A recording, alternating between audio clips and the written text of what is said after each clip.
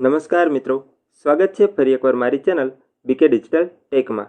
આજના વિડીયોમાં વાત કરીએ મિત્રો તો આજે આપણે ગુજરાત સરકાર દ્વારા આઈ ખેડૂત પોર્ટલ ઉપર ગુજરાતના તમામ ખેડૂત ખાતેદારો માટે ખેતીવાડી વિભાગ, બાગાયતી વિભાગ અને પશુપાલન વિભાગમાં કુલ 148 જેટલી યોજનાઓ જાહેર કરવામાં આવેલી છે।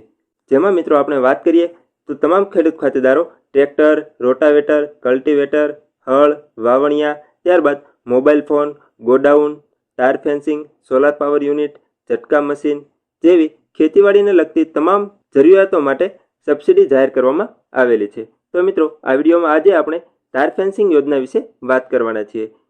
આ સિવાય મિત્રો તમે ટાયર ફેન્સિંગ અથવા તો અન્ય કોઈપણ યોજનામાં તમે ફોર્મ કેવી રીતે ભરી શકો છો અને ફોર્મ ભરવા માટે કયા કયા ડોક્યુમેન્ટ્સની જરૂર પડે છે તે તમામ માહિતી આપણે આ વિડીયોમાં મેળવવાના છીએ। તો આ વિડીયોને અંત સુધી જોવા વિનંતી। તો મિત્રો વિડીયો શરૂ કરતા પહેલાં જો તમે ટાયર ફેન્સિંગ યોજના સિવાય અન્ય કોઈપણ યોજનાઓ વિશે ડિટેલમાં વિડીયો મેળવવા માંગતા હોય તો અમે મિત્રો ચેનલ ઉપર અગાઉથી જ એક વિડીયો અપલોડ કરેલો છે। જે મિત્રો જે વિડીયોની લિંક હું ઉપર આઈ બટન ઉપર અને આ વિડીયોના ડિસ્ક્રિપ્શનમાં આપી દઈશ, જ્યાંથી તમે વધુ માહિતી મેળવી શકો છો। અને મિત્રો આ ફોર્મ ભરવા માટે આ વર્ષથી ઘણા બધા નિયમોમાં ફેરફાર કરવામાં આવેલો છે, જે તમામ નિયમો વિશે આપણે એ વિડીયોમાં જણાવેલું છે। તો એ વિડીયો તમારે સંપૂર્ણપણે જોઈ લેવા વિનંતી। તો મિત્રો આ વિડીયોમાં આપણે કઈ કઈ માહિતી મેળવવાના છીએ તેના વિશે આપણે જોઈ લઈએ। તો સૌપ્રથમ આપણે વાત કરીએ તો કોણ કોણ ફોર્મ ભરી શકે છે તેના વિશે, ત્યારબાદ કેટલી સહાય મળશે તેના વિશે, ત્યારબાદ આ ફોર્મ તમારે કેવી રીતે ભરવું તેના વિશે આપણે માહિતી મેળવવાના છીએ, ત્યારબાદ ટાયર ફેન્સિંગ સહાય માટે જરૂરી નિયમો કયા કયા છે તેના વિશે પણ આપણે માહિતી મેળવવાના છીએ। ત્યારબાદ છેલ્લે આપણે વાત કરીએ તો ફોર્મ ભરવા માટે તમારે કયા કયા ડોક્યુમેન્ટ્સની જરૂર પડશે તેના વિશે આપણે સંપૂર્ણ માહિતી મેળવવાના છીએ।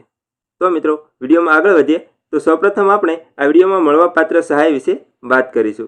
જેમાં આપણે વાત કરીએ તો આ યોજનાનો લાભ ગુજરાત રાજ્યના કોઈપણ વર્ગના ખેડૂત ખાતેદારો મેળવી શકે છે। એટલે કે મિત્રો ગુજરાત રાજ્યમાં રહેતા કોઈપણ ખેડૂત ખાતેદાર આ યોજનાનો લાભ લઈ શકે છે। ત્યારબાદ આગળ આપણે વાત કરીએ તો આ યોજના અંતર્ગત તમામ ખેડૂત ખાતેદારોને રનિંગ મીટર દીઠ કુલ 200 રૂપિયા અથવા તો કુલ ખર્ચના 50% આ બંને રકમમાંથી જે રકમ ઓછી હશે તે મળવાપાત્ર રહેશે। એટલે કે જો મિત્રો તમે ટાયર ફેન્સિંગ તમારી ખેતરના ફરતે કરાવો છો અને તમારે અંદાજિત કુલ 2 લાખનો ખર્ચ થયો હોય તો તમને 1 લાખ રૂપિયા મળવાપાત્ર રહે છે। ત્યારબાદ મિત્રો આગળ આપણે વાત કરીએ તો આ યોજનાનો લાભ આજીવન એક જ વખત મળવાપાત્ર રહે છે। એટલે કે કોઈપણ ખેડૂત ખાતેદાર આજીવન આ ટાયર ફેન્સિંગની યોજનાનો લાભ એક જ વખત મેળવી શકે છે।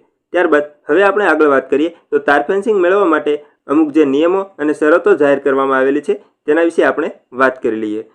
જેમાં સૌપ્રથમ આપણે વાત કરીએ તો કુલ કેટલી જમીન હોય તો ખેડૂત ખાતેદાર ફોર્મ ભરી શકે છે તો ઓછામાં ઓછા 2 હેક્ટર જમીન હોવી ફરજિયાત છે। એટલે કે અંદાજિત કુલ 12.50 વીઘા જમીન હોય તો જ તમે આ યોજનાનો લાભ લઈ શકો છો।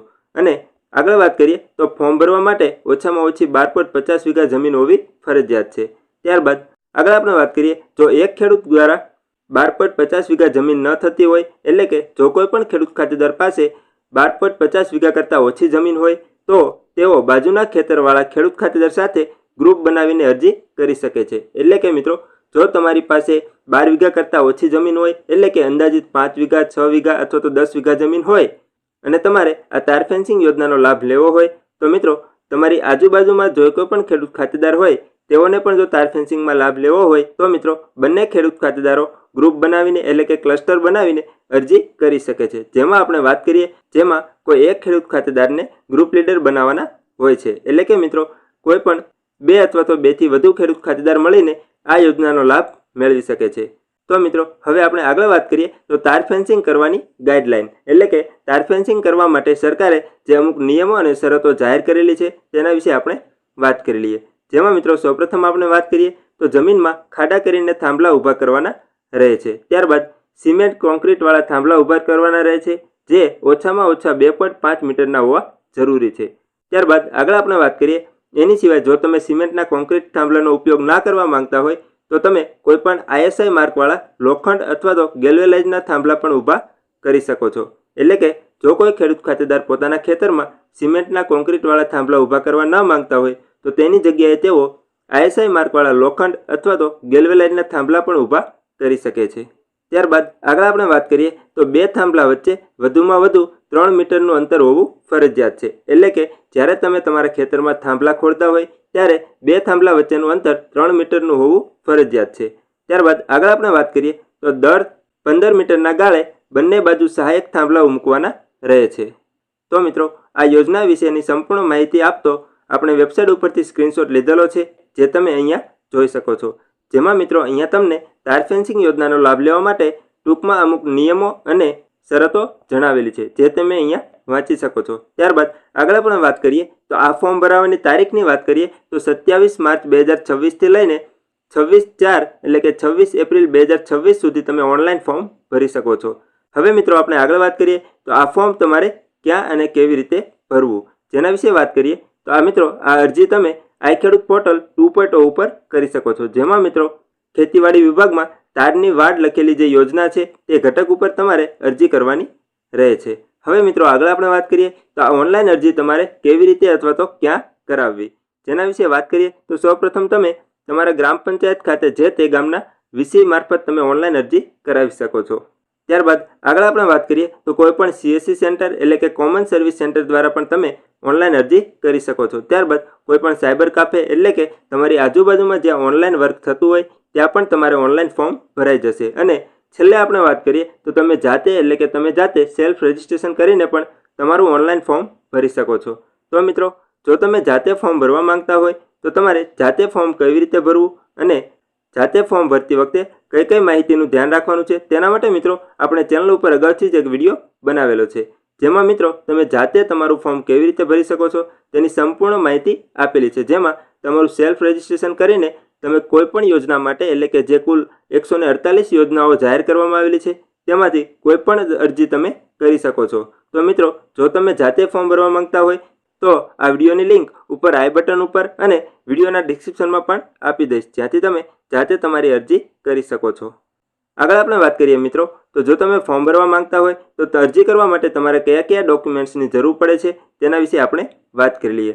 સૌપ્રથમ આપણે વાત કરીએ તો ખેડૂત ખાતેદારના 7, 12 અને 8 એટલે કે જમીનના ખાતા નંબરની જરૂર પડે છે. ત્યારબાદ ખેડૂત મિત્રનું આધાર કાર્ડ, ત્યારબાદ બેંક પાસબુકના પ્રથમ પાનાની નકલ એટલે કે તમારી બેંક પાસબુક અને એક મોબાઈલ ફોન. જે મિત્રો ખાસ ધ્યાન રાખવાનું છે કે તમારે આધાર કાર્ડ સાથે જે મોબાઈલ નંબર લિંક હોય તે મોબાઈલ ફોન તમારે સાથે રાખવાનો રહે છે. અને આ અરજી કરવા માટે મિત્રો હાલ સરકાર દ્વારા જાહેર કરવામાં આવેલું છે તમામ ખેડૂત ખાતેદારોને પોતાનું આધાર KYC કરવું ફરજિયાત છે. તો મિત્રો તેના માટે જો તમે જાતે ફોર્મ ભરતા હોય તો તમારે આધાર કાર્ડ સાથે મોબાઈલ નંબર લિંક હોવો જરૂરી છે. જો મોબાઈલ નંબર લિંક નહીં હોય તો તમારે ફિંગરપ્રિન્ટ દ્વારા તમારું KYC કરાવવું જોઈશે. જેના માટે મિત્રો આપણે જે અગાઉ તમને જે વિડીયો બતાવ્યો તમે જાતે કેવી રીતે રજિસ્ટ્રેશન કરી શકો છો તે વિડીયોમાં સંપૂર્ણ માહિતી આપેલી છે. તો મિત્રો ત્યારબાદ આગળ આપણે વાત કરીએ તો તમારો જાતિનો દાખલો જો તમારી પાસે હોય તો તમારે રજૂ કરવો જરૂરી છે, અને ના હોય તો પણ તમારે અરજી કરતી વખતે કોઈ પણ પ્રકારનો પ્રોબ્લેમ નહીં આવે. તો મિત્રો, જો તમને અમારો વિડીયો પસંદ આવ્યો હોય તો અમારી ચેનલને સબસ્ક્રાઇબ જરૂરથી કરી લેજો.